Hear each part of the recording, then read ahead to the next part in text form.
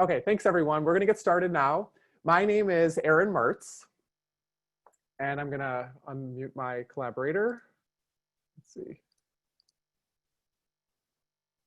Hi everyone, my name is Kara Peikoff. And we're thrilled to welcome you to today's Pandemic Science Summit on how science, innovation, and communication are key to society's future stability. And we're thrilled to have so many people here today. We have over 400 people registered from across the world, the Americas, Europe, Africa, the Middle East, Asia, and as far as Australia. And I'd like to start out by acknowledging the sponsors of this event. It's co-hosted by the Aspen Institute Science and Society Program, the impact and engagement company Good, and the science outlet Leaps Mag.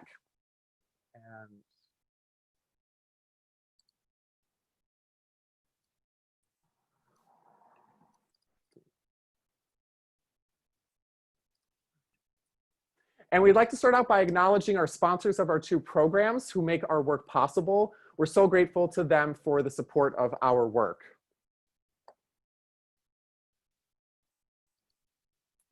So I serve as founding director of the Aspen Institute Science and Society program, which was launched in 2019 as a program to help elevate public trust in science and to create a more diverse and engaged scientific workforce. And I'm delighted to introduce the Aspen Institute CEO and president, Daniel Porterfield.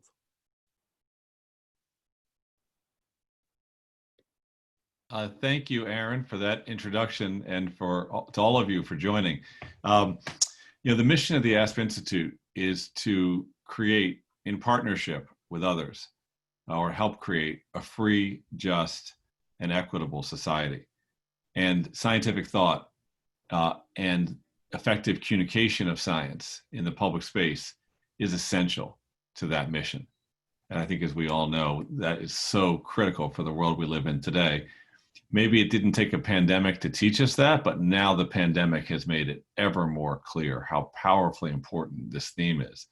And I want to thank Aaron, the founding director of our program, for really jumpstarting the Institute's work in this space, building a terrific advisory board, start creating programs like this one and networks so valuable of leaders working intersectionally to make a difference, and really making sure that across our programs at the Institute, and there are many, that science is interwoven across the Institute in ways that will make us a far stronger advocate for the public good in the years to come. And so, Aaron, you're just knocking the ball out of the park.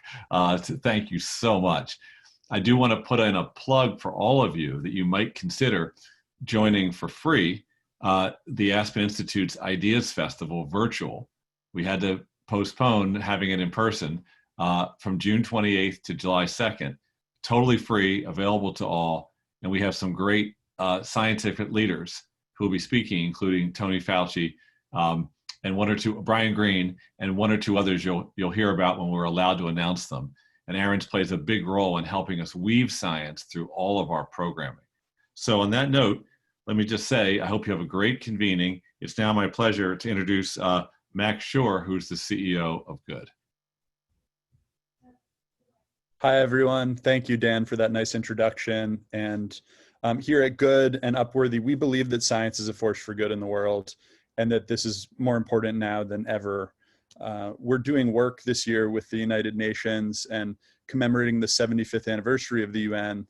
And we were looking back, and the average life expectancy in the world in 1945 was 45 years old, and more than half of the people in the world were living on less than $1. And the founding of the UN came after those devastating world wars, and now we're in a lot of period of disruption again. And it's such an important time to be looking at science and how this can have a positive effect on the world. And we believe that more people need to really care about science, to know scientists, to use science in their own daily lives. And that's why we've been a part of Leaps Mag, which is a co-host of this event today. And our work has really demonstrated how science can connect to the audience of Good and Upworthy of 100 million people. And we've seen some really big growth there. So we're thrilled for this dialogue today. We think this is the conversation we need to be having. And I encourage you all to follow Leaps Mag, help us make science be a force for good in the world. And I'm really honored to introduce our science editor and the editor-in-chief of Leaps Mag, Kira Peikoff. Kira is an award-winning science journalist and a published novelist. Before editing Leaps Mag, she wrote for the New York Times, Newsweek, Popular Mechanics, and others. She holds a journalism degree from NYU and a master's of science degree in bioethics from Columbia. With that, I'd love to pass it to Kira. Thank you, Max, for that nice intro. And as he mentioned, I'm the editor-in-chief and founding editor of Leaps Mag, which is a digital magazine about scientific innovation, ethics, and the future of humanity. It was founded in 2017 to catalyze a movement for greater public awareness of innovation and its impacts on society. And we're really proud that we just partnered with the Aspen Institute last week to produce an amazing special magazine issue about the pandemic. We'll just quickly highlight a couple of articles from that, and that was really the impetus for our event today. So the goal of the issue was to highlight new and emerging paradigms in science resulting from the pandemic, looking at it through the lenses of 10 forces for progress, as you'll see from places and philanthropists, scientists, and whistleblowers. And so we'll just go quickly show you screenshots of a couple of articles. We gathered 55 lessons about science communication around the world in our places section. We featured Dr. Elisabeth Bik, who's one of our distinguished guests today, science sleuths holding fraudulent research accountable. And for our next story, we did a piece on the biggest challenge for a COVID-19 vaccine, which is making it accessible and affordable to all. And we did a piece on focusing on the science communication aspect of pseudoscience and misinformation being rampant and how not to fall for it. So the magazine is available on all of our websites. You can see the links below. It's there as a free digital download, and we encourage you to check it out. And I'll hand it back over to my collaborator, Aaron, to introduce the format of today's event.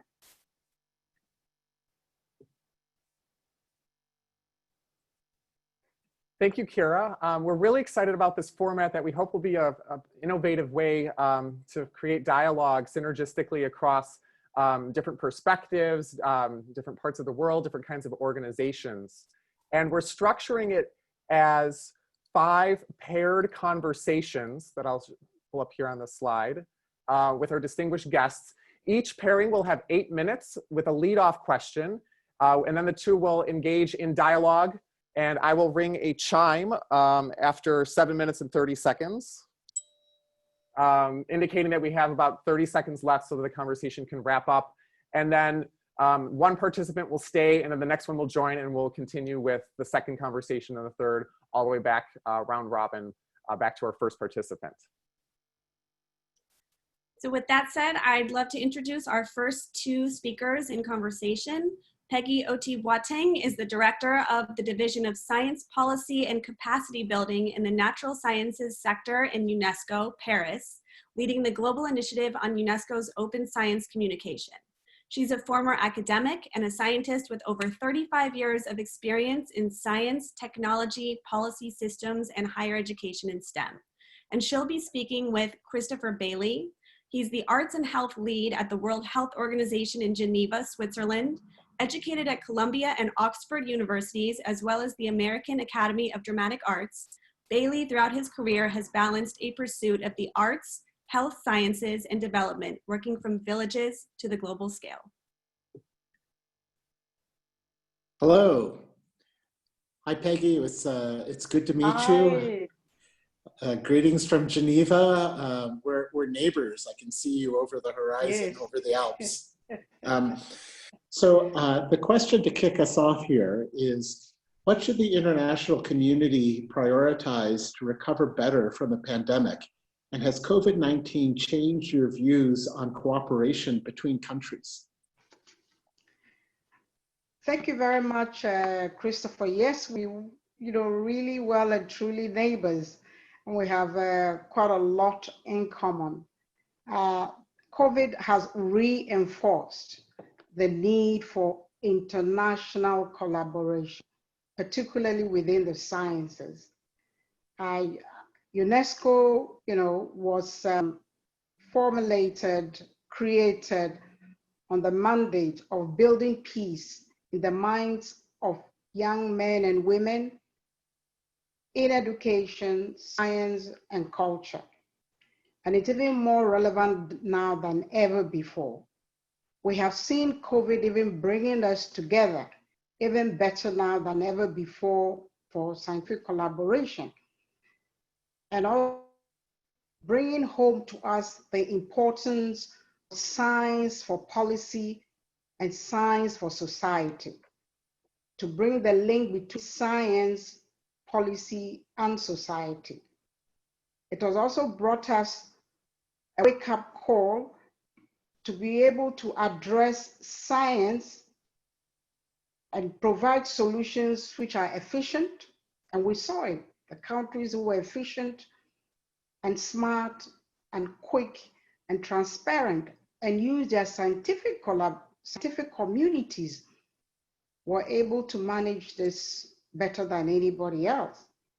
UNESCO, since last year, has been driving this agenda initiative for open science, trying to make science accessible to everybody. Scientific knowledge should have no boundary, no borders. We should have access to data. For example, the genome, you know, you're well aware that the genome, Yes. the characteristics, you know, by China open up the door for all the research that we have now, and sharing information between countries, within countries, using their local knowledge is where we are. So it's brought, you know, to the need for open science. And UNESCO is driving this. And we're driving this in the context of pressing planarity needs in the area of health, in the area of climate change, in the area of biodiversity. We're driving this and making sure that science is brought to society. We're doing this to embody a movement for transformational change, where we can democratize the entire scientific process to ensure that science truly drives and enables the achievement of the United Nations Development Goals for the benefit of all. But it's also brought forth for we, the UN, to work together. For example, WHO should work very closely with UNESCO because we are creating the critical mass of the scientists, of the microbiologists, of the digital information specialists, and we should be able to work together, you know, as a UN. But not only that, but we also work within continents, across borders, and using examples of CERN, which you're aware of. And, CERN is a very good example of international collaboration in science. So COVID is only helping us to reconnect even better. And I hope we'll be able to do that with time. It's interesting, though, isn't it, that there's an irony there. In the pandemic, for our safety, we have to physically separate ourselves, and yet at the same time, humanity has to come together to combat it. And it's just an interesting paradox there of how to be separate and together in the same moment.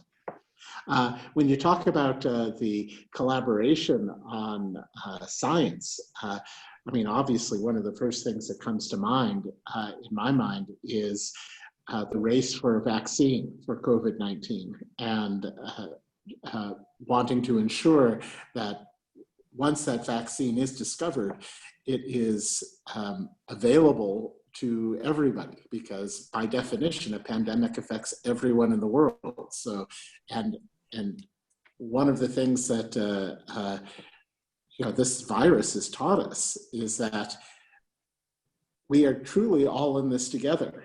You can't vaccinate part of the population and be safe. It has to be everybody. As long as one part of the population remains vulnerable, we are all vulnerable because the virus doesn't care how much money you have or how educated you are. And so therefore, it really points out the need, for universal health coverage to make sure that the weakest link of our society is strengthened as part of that chain of human health. Otherwise, we're all in danger, no? Yes, you're very right, Chris. And saying that it brings to fore that we should perceive science as a common good.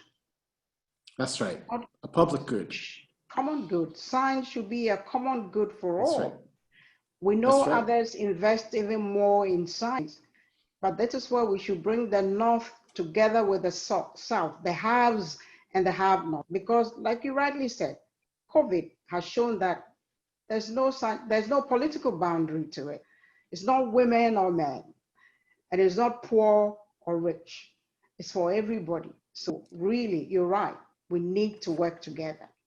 When you say that, it reminds me of this quote from Thomas Jefferson. Forgive me for calling on an American historical figure, but he said famously, "If I light my candle with yours, your flame does not diminish, but together we make the room that much brighter." And the economists have used that phrase to help illustrate what these common goods are, these global public goods that by sharing, it actually multiplies its value. It doesn't diminish it. Yeah, you're very right. And we all have, it brings into the African proverb that when we all have the sunshine, we have to enjoy it. Oh, it doesn't. There's no boundary to it. The sunshine That's is right. for everybody. So in good times, we should share it together, and in bad times, we should lean on each other and make the world Indeed. a better place for the future we all want. Well, and another African proverb I remember when I was there was, if you want to go fast, run alone. If you want to go far, run together. Exactly. Yeah. So we're in this together. Time for the scientific community to work with society. But what we should also not lose fact of, as scientists, is also based a lot of our work on indigenous knowledge systems. It's very, very important. Yes, local knowledge, and remember the biodiversity of everybody else. We may have different biodiversities. We learn from our different biodiversities, and it has helped us over the years. There's a lot to it. And we scientists need to learn from local people and need to also learn and bring indigenous knowledge to the scientific ecosystem. Well, that's beautiful. I think we heard the chime, so it may be time to switch over to the next couple, but a pleasure meeting you. And let's talk offline about WHO and UNESCO collaborating. Thank you, yes. We'll do it together. Please.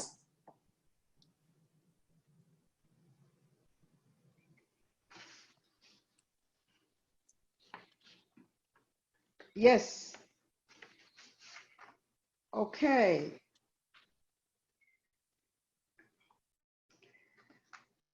Yes, our next speaker is, I'd like to introduce Margaret. Margaret Hamburg is the Foreign Secretary for the National Academy of Medicine. And from 2009 to 2015, she was Commissioner of the United States Food and Drugs Administration. In her role, Dr. Hamburg emphasized the critical need for innovation in meeting public health needs. Dr. Hamburg is the former board chair of the American Association for the Advancement of Science. Hello, Margaret. My namesake. I actually go by Peggy, so this is a Peggy to Peggy conversation. Yes, Peggy. Yeah, and my dear Peggy, how do the FDA and other regulatory agencies balance urgency with safety during a pandemic such as what we had with regard to new testing and treatment? Well, this is a very fundamental challenge. And, you know, the FDA is always trying to balance risks and benefits and trying to get important scientific advances and innovation to people who need it as quickly as possible. But in a pandemic like this one, it becomes all the more important. There's so much urgency, and we are seeing the just terrible toll that this disease is taking on people and families and communities, but also on all of our economies as we try to manage it with the tools that we currently have. So FDA and other regulatory authorities have a very critical role to play. The biggest challenge is that in a crisis like this, and I've experienced it of course now, but also when I was FDA commissioner during Ebola and Zika and H1N1, there's a sense that if people are so at risk, anything must be better than nothing. And that, of course, is not the case. People can be made worse by side effects. They might miss getting a treatment they actually would benefit from because they're getting an unproven therapy. And of course, with vaccines, where you're giving healthy people a vaccine to protect them from disease, you have a special obligation to ensure both safety and efficacy.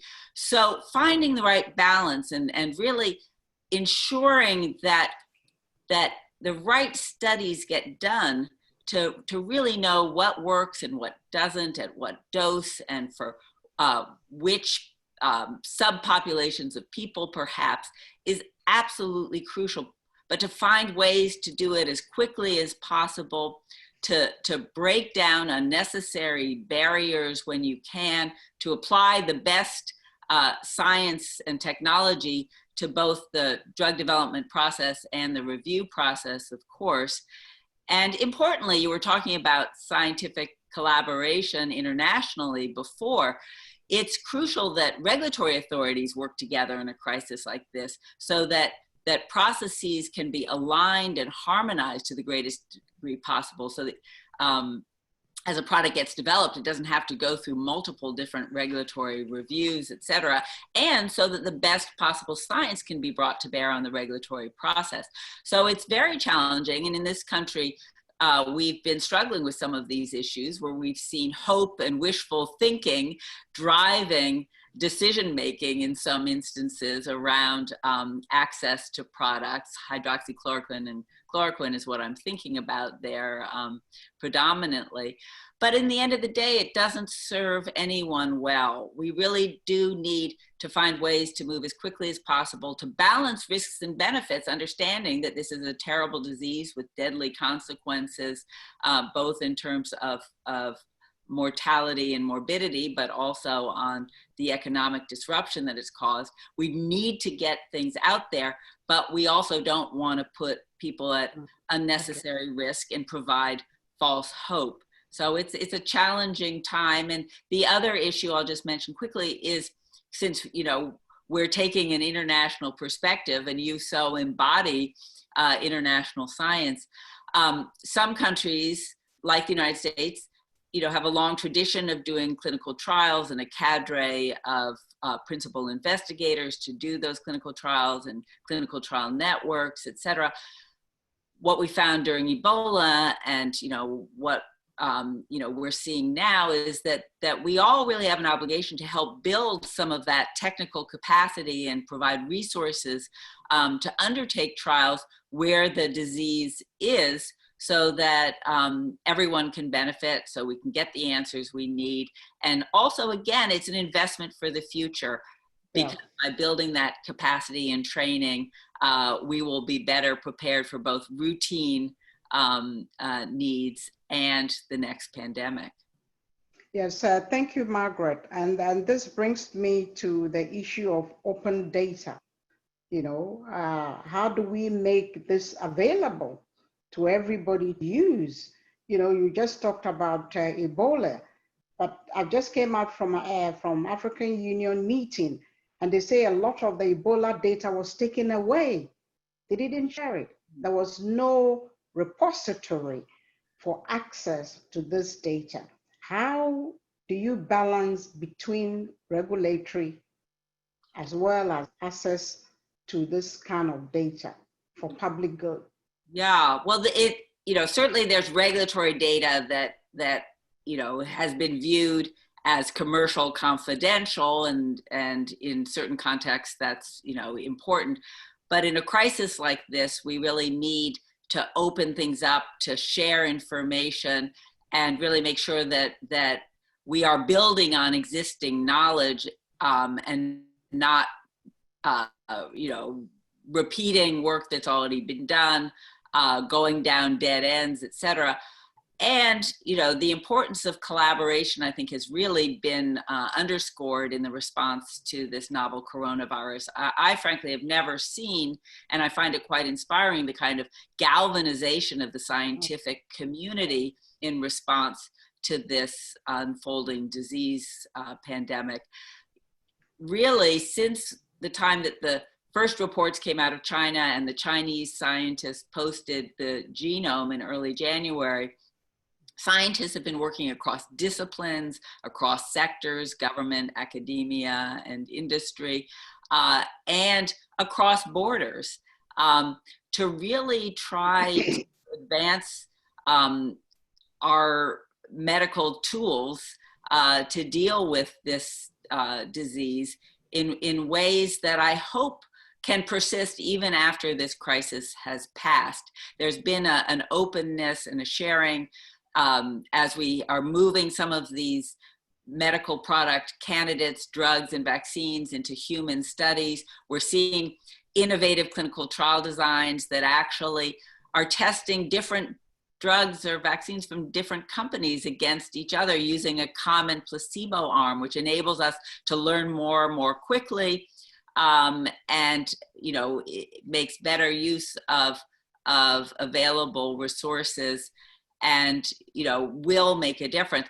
One of the challenges, though, with the kind of open information sharing that's going on, and the world of social media and communication that we live in, is that in addition to really important, really good science that is advanced by this kind of communication and collaboration, there's a lot of misinformation out there too. And studies that may not really have been adequately designed that are getting reported, or partial information and just bad information, and unfortunately, intentional misinformation in some instances, including the anti-vaccination movement has been very active. So how to really be able to tease out what is good science, what is reliable information from the bad, is I think a difficult challenge for us all, and particularly I think for a very engaged and interested public as well. So I applaud LEAP's mag about the study, or the story that they have in the current edition that addresses the scientific. Thank you. I'm trying to get the bell to work. We're going to need to move on to the next speaker. Yes. So thank you very much. Okay, well, thank you. And now I'll take the baton, and it's my great pleasure to be able to introduce someone that I consider a friend and colleague, George Yancopoulos, who is the co-founder, president, and chief scientific officer of Regeneron. He is a very accomplished scientist and visionary leader.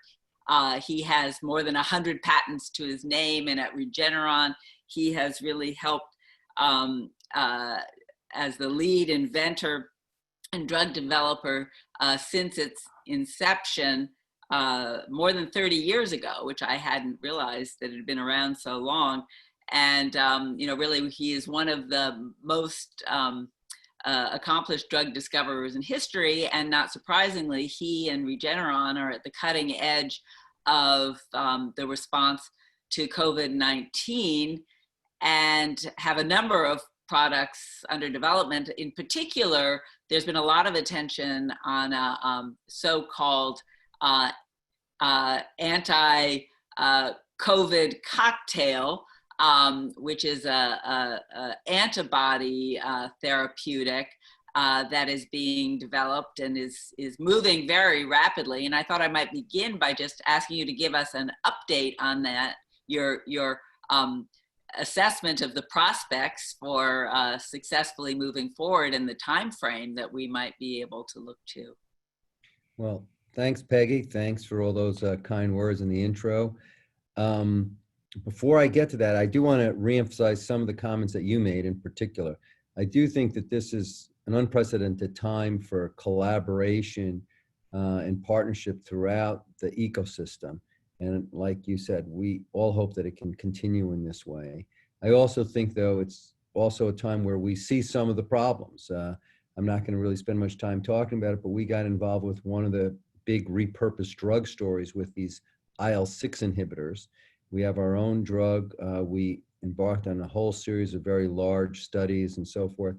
And we've had trouble reproducing the initial China reports and also some of the reports that came out of France, which also, like I'm sure we might get to, a lot of troublesome science. And the question is how we can protect against that while all trying to work together and collaborate.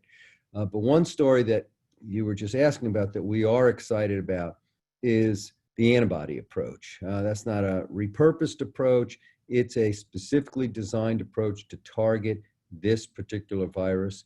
As you know, we've done it before. We did it with Ebola, where we made a cocktail there that was proven in a study, also a collaborative study headed by the World Health Organization, done in the Congo, that worked really spectacularly. In that study, actually, our antibody cocktail went head-to-head against what was then a repurposed drug for Ebola, which was remdesivir, and it was much more effective there. So the hope is that this targeted antibody approach, a cocktail here in coronavirus, will also prove much more effective than any of these attempts at trying old things again. In terms of how we're doing, like everybody throughout the bio industry, we've been working 24/7 to try to deliver something that could really help out and make a difference. And we've really, our people have really delivered. And what we announced just last week, first of all, we had a couple of high-profile papers published in Science back-to-back that showed that just like in the old days with traditional antiviral drugs like for AIDS or hepatitis C, that when you use one drug, it could be ineffective, but you can rapidly get mutational escape from one drug. And the real secret in those settings into turning AIDS into a chronic disease was not one effective drug, but putting them together to create cocktails. And that's what we reasoned would make sense with antibodies as well. The data wasn't really there. We had done it for Ebola, like I said, but Ebola was not a situation where there was really evidence or room for escape because the epidemic there didn't really spread to that point. But here we were able to show in these high-profile papers in Science that it's relatively easy to select for escape from the coronavirus using a single antibody, no matter how good, no matter how potent, no matter how conserved the epitope. But once again, just like was done before with traditional antiviral drugs, putting combinations together, cocktails of antibodies, does the same thing. Hitting the virus in at least a couple different places just makes it almost impossible for the virus to escape efficiently. And so we announced the basic science from that in these papers. As you know, usually it takes years to go from a science publication to treating patients, but we also announced that on the very same day, we initiated our clinical trials with our cocktail. This cocktail has been in non-human primates. It's shown pretty impressive both prophylaxis and therapeutic efficacy in already infected non-human primates. It is now in humans. We've treated our first dozen or so patients. Of course, we don't know the results yet, but we're very hopeful that if all goes well, you mentioned adaptive designs and going more quickly. We work with your old organization, the FDA, particularly with Janet Woodcock, but others there. They really, actually, they helped design for us an adaptive phase 1, 2, 3 innovative design that is hopefully allowing us to go very quickly, doing adequate safety, but moving very quickly to the efficacy testing point, where we're really hoping that within a month or two, we could have definitive data as to whether this cocktail really is working in humans like it looks like it's working in non-human primates, and could provide a great bridge and even alternative to the vaccine for either people who don't respond well to vaccine or who are already infected, because we are doing both prophylaxis and treatment. So I think there's a lot of reason for hope. Like I said, it builds on what we did for Ebola, which worked great there. But as you know, better than anybody, this is biology, this is medicine, these are humans. And until you really do it and you get the rigorous data in a really well-controlled fashion, you don't know for sure the safety and the efficacy. And that's what we hope to get in a couple of months. Well, thank you. My next question was actually going to be whether you saw this as a treatment unto itself or a bridge until we had a vaccine. And when you mentioned about HIV, I was thinking about how HIV is such a great reminder about how science really can take what was a universally fatal disease and turn it into a chronic disease with people living very long, full lives. But it's also humbling, because I remember back in 1984, when I was just a budding young doctor, the Secretary of Health and Human Services saying in 2 years we'd have an HIV vaccine. And here we are now, still searching for that.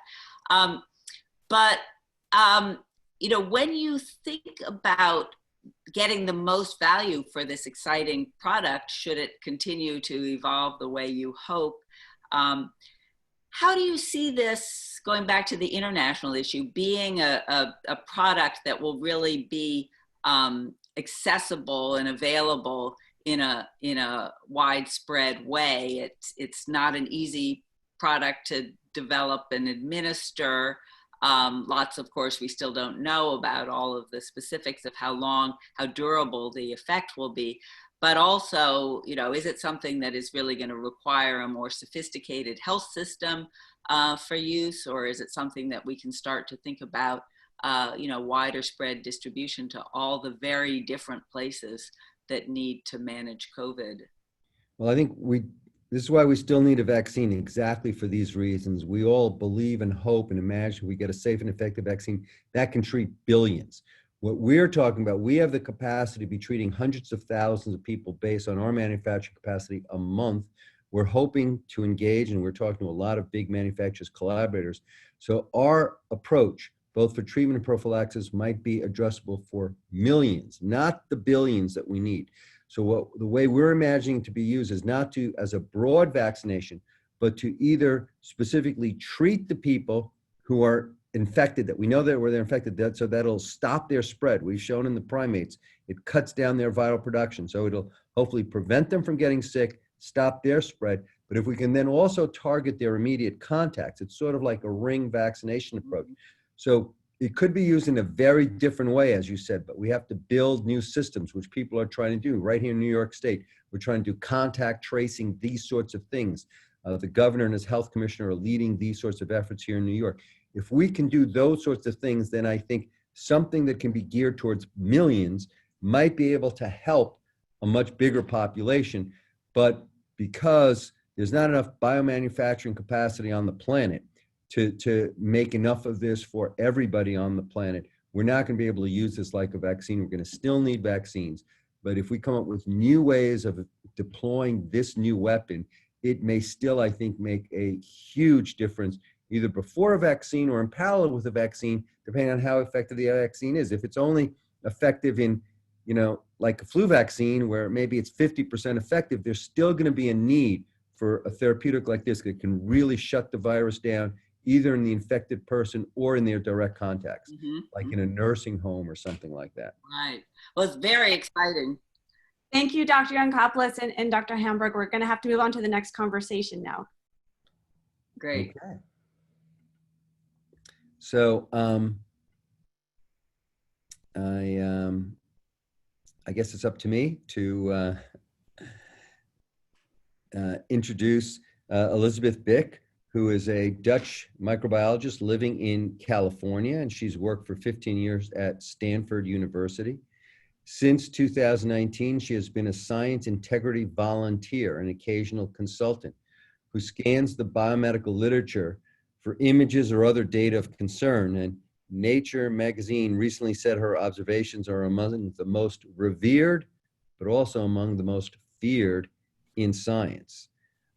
We've just been talking a little bit already about how in this time of the pandemic, where we're all trying to work together and we're all counting on the best of science, there are already examples of problems with reported research, particularly with some clinical research. I mentioned the IL-6. I know there's other high-profile cases with the hydrochloroquine study and so forth. So you're an expert at uncovering and studying and following up on this sort of flawed research. So Elisabeth, how do you think the scientific publishing process should improve, and also just the whole ecosystem to control and prevent such problematic studies from not only getting published, but also getting broad recognition and leading to inappropriate use of some of these therapeutics?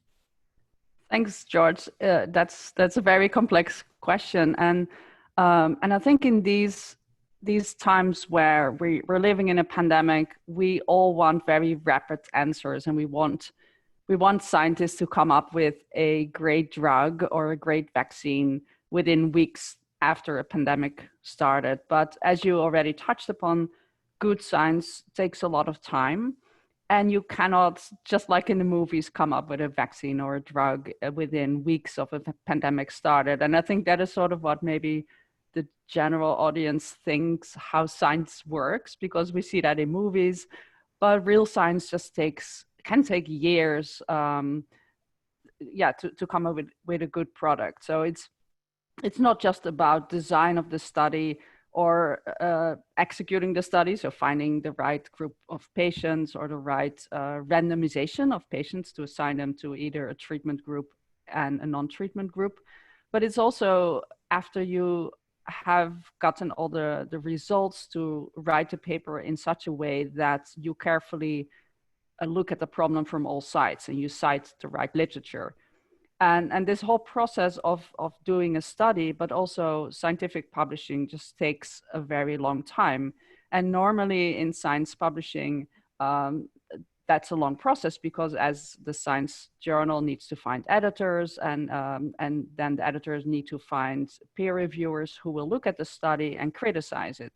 And this is, I believe, an essential part of science, because if you only take a study from a particular group, that's their opinion and it's their vision of the results, their analysis of the results. While the peer review process is the process where other people who are knowledgeable about the subject but were not involved with the research itself will try to find flaws and add new perspective to a study. And I think that's an essential process of science, because it's very easy to fall for your own thoughts and to believe in your own results, but it's also good to have other people, outsiders, look at it and come up with new ideas and new hypotheses and new maybe new experiments to prove your opinion.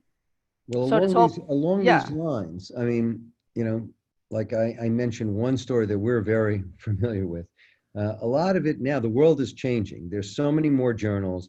And also now there's so much rapid non-peer-reviewed publication where people put things out there. And of course, once it's out there, it's hard to ignore it. Mm-hmm. It gets a lot of attention, especially in the middle of a pandemic. Right. And like I said, in our field, there was the use of IL-6 inhibitors for coronavirus in China, non-controlled data, making claims that based on their experience that this was dramatically saving lives.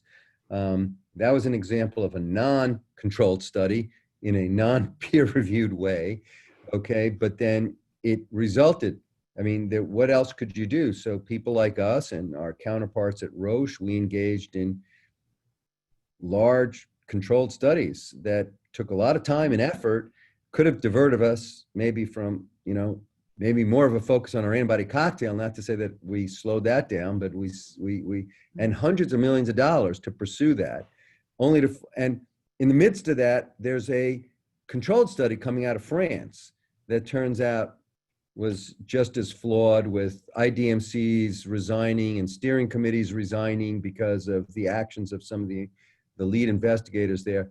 And in the midst of it, because we don't wait for the sort of peer-reviewed, detailed things that we used to all wait for just a few years ago, it seems, we have to feel like we have to respond. And those responses take a lot of effort, resources. It does seem like we're going into some sort of wild, wild west type of a scenario where things are almost out of control. You got to follow it up because lives could be at stake, but you're following up mirages. I mean, how do you think we can do this in this new world? I don't know. I would say that we still need very careful peer review, and it's great to bring out studies in on preprint servers, so without peer review, because we do want, as scientists, to quickly share results that we think are going to be very helpful and are going to save lives. But there still needs to be the attention and the long process that peer review should take. And I've seen many papers being published in this pandemic that have only taken 1 day or 1 week to go through peer review, and that is normally a much longer process. It normally takes months, and that seems like a long time, but it does take time as another researcher to think about this new research and to come up with ideas to improve it, and for the authors to respond to that. I mean, I think that what you're saying is we all want to go back to a time when we could count much more on publications, the rigor of them, that we could count on the data.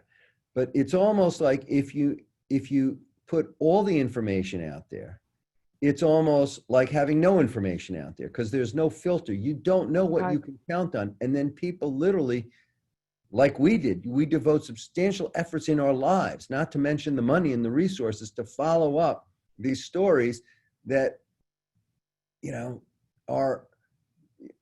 it's like really no information, but you have to follow them up. Because imagine this, if there's a paper claiming that every drug cures every disease, and you don't know which one of them are true, it's like no papers saying that there's even one drug curing any disease. And I really do think that this is an existential threat. Like in many ways, I do think that, the internet and the information that's now out there all over, not only in our field, but our field in particular, because we depend so much on rigorous scientific oversight and trying to make decisions. I think that this is potentially an existential threat to the way we do science. And if we don't somehow rein this in, I really do think that it could be a lot more bad than good that is generated with all these well-meaning ideas of let's get everything out there sooner, pre-publication, let's get it out there. Let's also have 1 million journals. I'm not sure the proliferation of journals has been good because it also affects the rigor. So do you think that potentially we could actually be going in this information age, in this age of high tech, where everything is so ballyhooed, could we actually be going backwards? Probably not, because people want to share results, and I think the role of social media is not going away. But yeah, I'm very worried that this confusing information is gonna diminish the trust that people have in science, and not sure how to solve it. I do think it's a serious threat to the rigor of science. Anyway, thank you so much, Elizabeth, and I'm going to turn it over to you now. Great, thank you so much, George. So I'll be talking to Chris Bailey. We've already heard him at the beginning. He's the Arts and Health Lead at the World Health Organization. And Chris, are you on? I don't see you yet. I am. Oh, okay. Here Okay. I am. There you are. I see you. Hi. Hello. So, I mean, we've just talked about a lot of misinformation, and it's a confusing time because we hear about new science papers every day, and they seem to be in conflict with each other, and it's very confusing for the general audience to make sense out of it.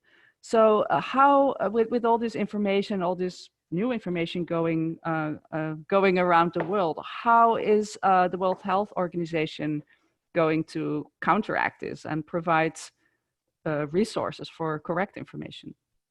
Well, honestly, it's the second pandemic, isn't it? I mean, we have enough trouble trying to break the transmission chain of this virus and to find a vaccine. But at the same time, we are constantly putting out brush fires of destructive rumors, intentional disinformation, as well as well-meaning misinformation, which can cause potential harm. And it is such a complicated scenario that we could spend an entire hour talking about it. But I'll try and talk about a few aspects of it, and specifically what WHO is doing. Just on a communications level, as far as being informational firemen, we go out, and if you go to our WHO page, we have a page of Mythbusters. So some of the common rumors, misconceptions, we just put it out there. Here's the rumor, here's the truth. And if we put it out there, we don't just put up rumors that are doubtful to disprove them. We actually discuss the evidence, so that you can be confident that things that are still a question, we don't put in our Mythbusters category. They actually have to be a myth. There's also a role that journalism has to play. Just as the scientific publications are under pressure, increasing pressure to pre-publish, to get it out there, as George pointed out, so too the traditional journalists feel pressure with social media. And so they try to put in catchy headlines, which may actually contradict the body of the text. So the reporter may be doing a good job reporting, but the headline editor, to get the hook, puts in something that is totally misleading or incorrect. And then that's what people spread around because they don't read the article. And so we get on the phone and we say, hey, you can't do that. You can have a headline that's critical of WHO, we don't care. But and your article can say whatever it wants to in terms of verified facts, but your headline has to match it at least, please. And the other thing that we've done, which is part of this tremendous outpouring of support that we've gotten from media companies, news organizations, internet companies that want to offer pro bono support to get the scientifically based health messaging out there, which we've taken full advantage of. And that's played a tremendous role in our response. They've also shown a willingness to combat misinformation within their own platforms. And we're not talking about opinions we disagree with. We're talking about verified falsehoods, things that are just not scientifically true and have a detrimental effect, and pulling them from Facebook, from Twitter, from Google, or whatever. And it's not a freedom of speech issue. It's a public health issue. You're entitled to whatever opinion you want, but you're not entitled to your own facts, particularly when that falsehood could harm innocent people. And that's what we strongly believe. Then there's another aspect beyond just the firefighting aspect, and that's crafting the narrative. And I'm the arts and health lead, so my job is more in that category. And I'll just give you one very short example of one of the things that we did that was very prominent. We worked with the Global Citizen Group and Lady Gaga to do the Together at Home concert, which was broadcast all over the world, broke all sorts of records in terms of the number of people it reached, the number of acts we commissioned, the amount of money raised. But the most important aspect of it was a consistent message of what each one of us could do to wash our hands, to maintain physical distancing, to stay at home, but also a sense of togetherness which the arts can give you, that it created a sense of community. at a time when some forces out there were trying to divide us. And the artistic community came together and said, no, we are one species on one planet. The chain of human health is only as strong as its weakest link. We have to stay together, and we have to encourage healthcare for all. Because if one of us doesn't have it, because we can't afford it, because we're disempowered, we are all at risk, particularly with viral infection. Right.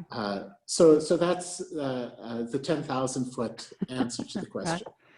Yeah, so I really like the idea of working together with artists, because they're so influential right now on social media, right? Like they're one, you know, as a health organization, you can present all the truth, but one person with millions of followers on Twitter can say something that is not the truth and actually have a lot of people believe that. So I really like the idea of working together with people who are telling correct information. And there are neurological reasons for that. There's a science reason for that. When we have limited information and we're in an anxious emotional state, we fill in the blanks. So it's not all ill-intentioned. It's something that we evolved. It's a sense-making ability. And sometimes we get it right, and sometimes we get it wrong. But if it fulfills an emotional need, it becomes our truth. And that's why we have the scientific method, so that we can sort through all of that. But as we've said, it takes time.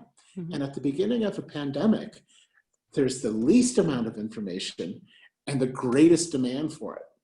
And so how do you manage that? As WHO, we cannot give good guesses. It has to be evidentiary information. It has to be evidence-based. And that takes time. So that might give the impression of us looking like we don't know. And of course, we don't know because the science hasn't happened yet. Right. Yeah. And so part of what we've had to do to change as an institution is to first reach out and listen to the anxiety. We understand the fear, we share it. Here's what we're actually doing to find the answers, and here's what we know so far. And so we tell that story rather than saying we have to wait. And people can't wait. The urgency is too great. And so that is something that is a change for us. Because let's face it, the part of our brain that actually guides opinion and behavior, the amygdala, is not connected to the rational part of our brain. It's connected to the emotional part of our brain. So if we want to convince somebody of something, it's not sufficient just to present the data. We have to build a relationship. And part of building a relationship is listening and valuing each other and finding common cause. And that has to be authentic. We're going to need to wrap up because we're over time. But I just wanted to thank everybody. Let's see.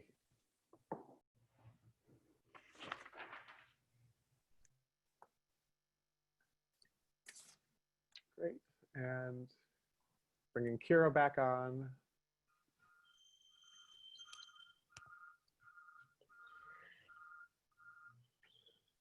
Yes. Great, thank you. I know that was fast paced. We're really grateful that everyone stuck with this round robin conversation format. And we hope you learned a lot about science and communication and innovation, and that you can check out the magazine that we told you about on our respective websites. Thank you so much, everyone.